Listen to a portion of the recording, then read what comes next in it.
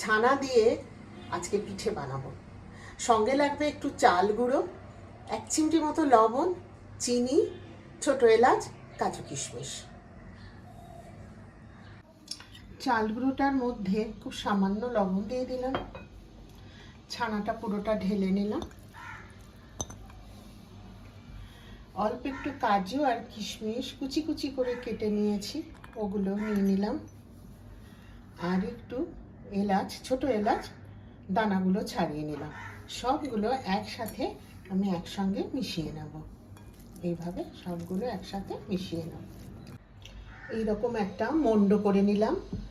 চাল গুঁড়ো, ছানা, কুচি কুচি কাজু কিশমিশ আর অল্প একটু ছোট এলাচ। গ্যাস অন করে কড়া বসিয়ে দিলাম, সাদা তেল ঢেলে দিলাম।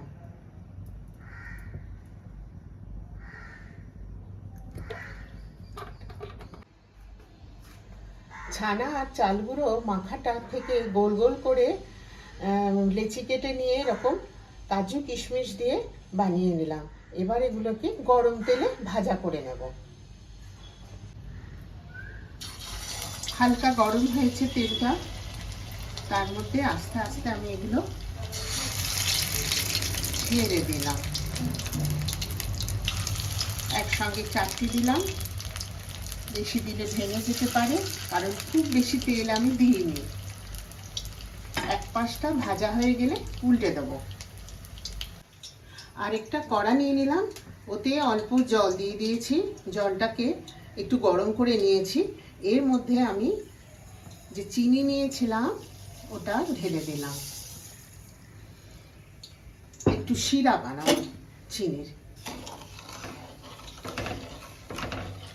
চিনিটা একটু ফুটে উঠুক, একটু ঘন শিরা বানাবো। এর মধ্যে দিয়ে দেব কিছু ছোট এলাচ।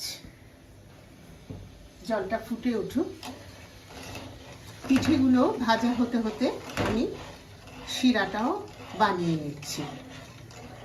চিনির শিরাটা ফুটতে থাকুক, আমি ততক্ষণে পিঠেগুলোকে উল্টে দিই। একদিক খুব সুন্দর করে ভাজা হয়ে গেছে, এবার আরেকটা দিক ভাজা করে নেব। চিনির শিরাটা তৈরি করে নিয়েছি। খুব বেশি যে ঘন করেছি, 2 তার 3 তার 1 তার না, সেরকম নয়। চিনির ঘন শিরা বানিয়েছি জাস্ট। এবারে আস্তে আস্তে এই ভেজে রাখা পিঠেগুলো একে একে আমি দিয়ে দিতে থাকছি। এই পিঠেটা যারা দুধের পিঠে খেতে পারে না, দুধে অ্যালার্জি, তাদের জন্য খুব ভালো জিনিস। পিঠেও খাওয়া হলো, আবার দুধ থেকে যে অ্যালার্জি হয় তা থেকেও বাঁচা গেল।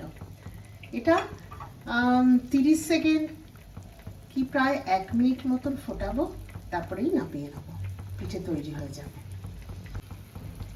ছানার পিঠেগুলো তৈরি হয়ে গেছে, একদম তৈরি হয়ে গেছে।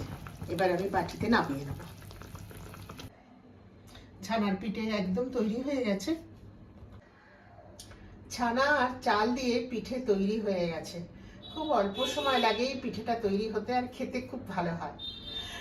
সাবস্ক্রাইব করবেন প্লিজ, শেয়ার দেবেন, লাইক করবেন। আবার আসছি অন্য একটা রেসিপি নিয়ে।